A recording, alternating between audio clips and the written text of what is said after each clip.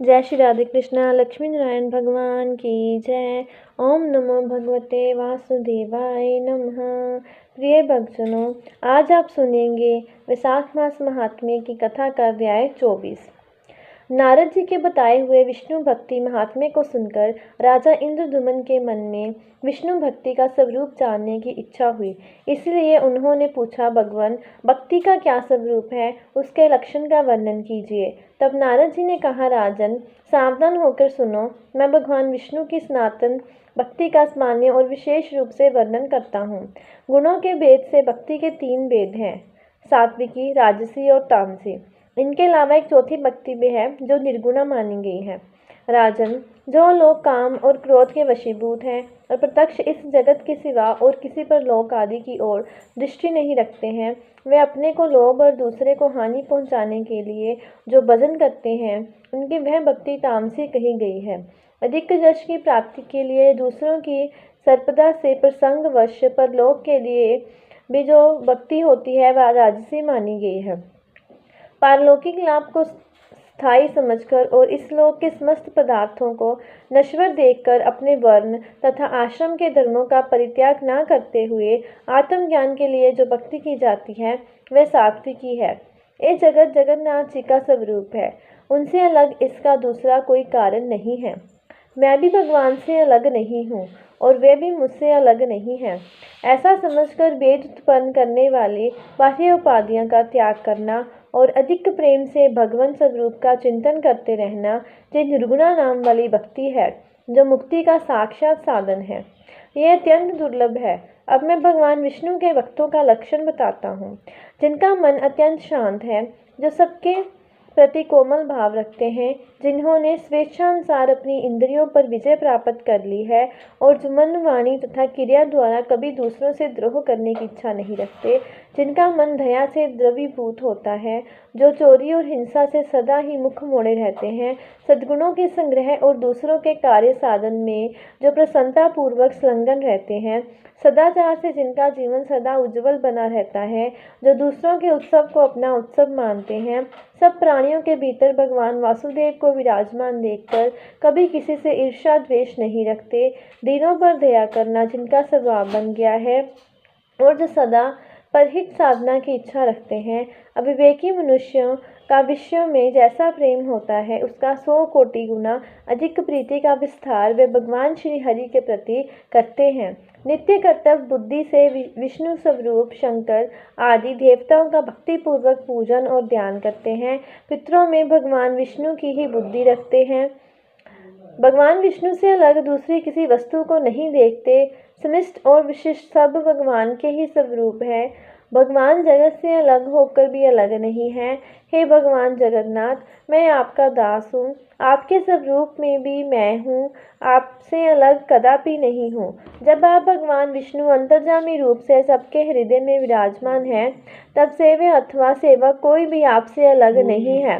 इस भावना से सदा सावधान रहकर जो ब्रह्मा जी के द्वारा वंदनीय जुगल चरणों बिंद वाले श्री हरि को सदा प्रणाम करते हैं, उनके नामों का कीर्तन करते हैं, उन्हीं के भजन में तत्पर रहते हैं और संसार के लोगों के पास अपने को तुच्छ मानकर विनयपूर्ण बर्ताव करते हैं, जगत में सब लोगों का उपकार करने के लिए जो कुशलता का परिचय देते हैं, दूसरों का तिरस्कार देखकर उनके प्रति दया से द्रवीभूत हो जाते हैं तथा सबके प्रति मन में कल्याण की भावना करते हैं, वह ही विष्णु भक्त के नाम से प्रसिद्ध हैं। जो पत्थर पर धन और मिट्टी के डेले में पराई स्त्री और कूटशालनी नामक नरक में मित्र, शत्रु, भाई अथवा बंधु वर्ग में समान बुद्धि रखने वाले हैं, वे ही निश्चित रूप से विष्णु भक्त के नाम से प्रसिद्ध हैं। जो दूसरों की गुण राशि से प्रसन्न होते हैं और प्राय मर्म को ढकने का प्रयत्न करते हैं, परिणाम में सबको सुख देते हैं और भगवान में सदा मन लगाए रहते हैं तथा प्रिय वचन बोलते हैं, वह ही वैष्णव के नाम से जाने जाते हैं। जो भगवान के पापहारी शुंभ नाम संबंधी मधुर पद का जाप करते हैं और जय जय की घोषणा के साथ भगवान नामों का कीर्तन करते हैं, वह अकिंचन महात्मा वैष्णव के रूप में प्रसिद्ध हैं, जिनका मन श्री हरि के चरणारविंद में निरंतर लगा रहता है, जो प्रेम अधिक के कारण जड़ बुद्धि के समान बने रहते हैं। सुख और दुख दोनों ही जिनके लिए समान हैं और जो भगवान की पूजा में चतुर हैं तथा अपने मन और विनय युक्त वाणी को भगवान की सेवा में समर्पित कर चुके हैं, वही वैष्णव के नाम से जाने जाते हैं। मद और अहंकार गल जाने के कारण जिनका अंतःकरण अत्यंत शुद्ध हो गया है, अमरों के विश्वसनीय बंधु भगवान नरसिंह का जजन करके जो शोक रहित हो गए हैं, ऐसे वैष्णव निश्चय ही उच्च पद को प्राप्त होते हैं। भगवान में सदैव उत्तम भक्ति रखने वाले भक्तों के शुभ चरित्र और लक्षण का वर्णन मैंने तुमसे किया है। ये मनुष्यों के कानों में पड़ते ही उनके चिर संचित मल का नाश करता है।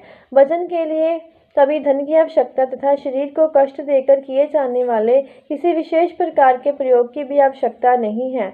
मृदुल एवं मंद स्वर से वाणी के द्वारा भगवान के नामों का कीर्तन होता रहे तो मैं इसी को भजन मानता हूँ।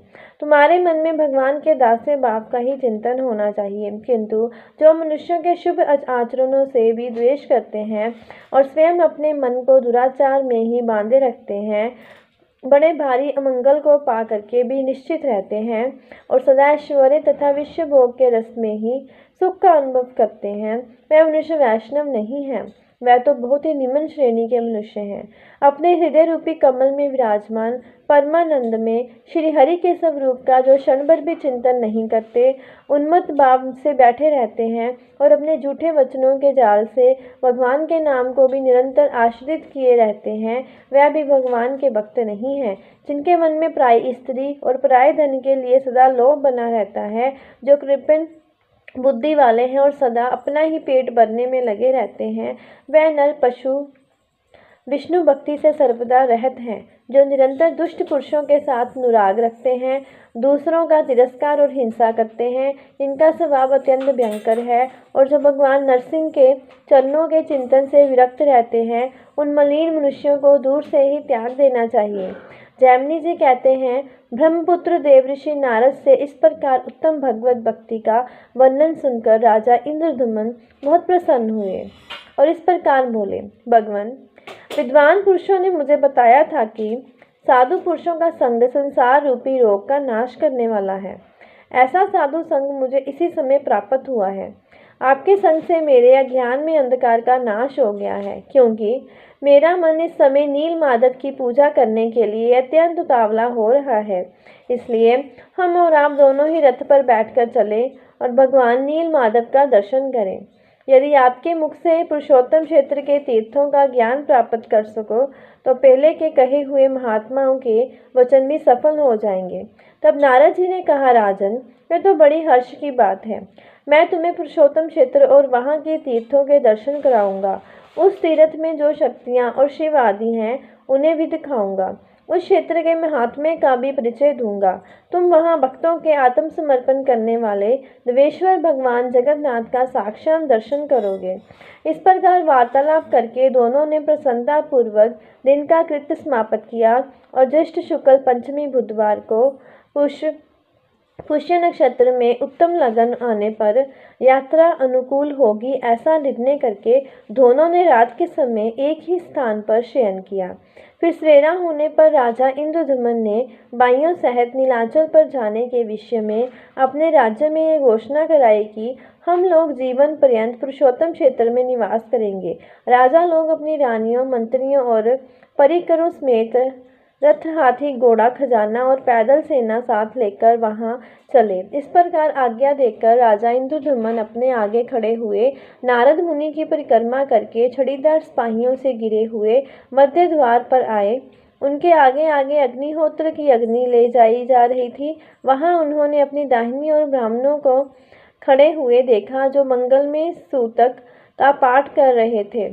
राजा ने भक्ति से विनीत होकर वस्त्राभूषण, माला, सुगंध और अनुपन के द्वारा उन ब्राह्मणों का पूजन किया। इस समय एक ही साथ सैकड़ों शंख बज उठे। उनके साथ और भी बहुत से बाजों की तुमुल ध्वनि महाराज ने सुनी। इसके बाद वे मंदिर में भगवान विष्णु का दर्शन करने के लिए गए, जिनका स्मरण करने से मनुष्य सब प्रकार के कल्याण का भागी होता है। दिव्य सिंहासन पर बैठे हुए उन्हीं भगवान विष्णु का दूर से दर्शन करके उन्होंने साष्टांग प्रणाम किया और उपनिषदों की दिव्य वाणी से उनकी स्तुति करके दुर्गा जी के चरणों में भी मस्तक झुकाया। उसके बाद उन दोनों देवताओं की परिक्रमा करके उन्हें पालकी में बिठाया और उनको आगे करके प्रस्थान किया। बाहर के दरवाजे पर पहुंचकर उन्होंने अपना रथ तैयार देखा और परिक्रमा करके वह नारद जी के साथ उस रथ पर बैठे।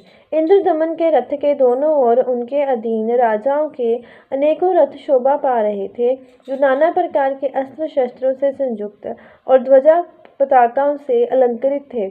उसी समय पूर्ववासी भी अपना अपना सामान लेकर तैयार हो गए और घोड़े, खच्चर और ऊंट आदि वाहनों पर चढ़कर वहां से चल दिए। राजाओं की सैकड़ों रानियां नपुंसक सिपाहियों से घिरी हुई अनेक प्रकार की सवारियों पर चढ़कर राजभवन से बाहर निकली। बड़े बड़े राज्य अधिकारी और विशाल सैनिक भी उनकी रक्षा में तत्पर थे। राजा के सामंत, मंत्री, सेवक, पुरोहित, ऋत्विक तथा राजा के व्यक्तिगत सेवक भी सब प्रकार के उपयोगी सामान साथ लेकर चले। कोष के संरक्षण में नियुक्त किए गए राज कर्मचारी सारा खजाना साथ लेकर शीघ्र ही प्रस्तुत हुए, जो अवसर के अनुसार राज सेवा में उपस्थित होते थे। सामान बेचकर जीविका चलाने वाले सेठ, व्यापारी, माली आदि भी अपनी अपनी विक्रय की वस्तुओं लेकर राज आज्ञा का पालन करते हुए चले। जिसके लिए जो मार्ग सीधा प्रतीत हुआ वह उसी से गया।